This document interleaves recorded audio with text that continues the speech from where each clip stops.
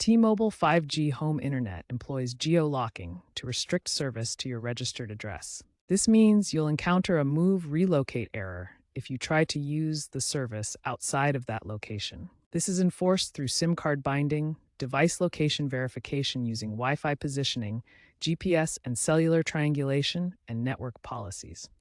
If your device detects a location mismatch, you'll likely see an error message and may need to contact T-Mobile. Geo-locking is in place to manage network resources and prevent congestion, ensuring consistent service quality for users within designated areas. If you encounter the move relocate error, the first step is to contact T-Mobile customer support to update your service address if you've moved permanently and are still within a covered area. Be aware that T-Mobile has improved detection of relocation attempts, potentially leading to service disconnection or throttling. While some users explore VPNs or GPS spoofing to bypass geolocking, these methods often violate T-Mobile's terms of service and can result in service suspension or account termination. Instead, monitor T-Mobile's policy changes and potential flexibility zones.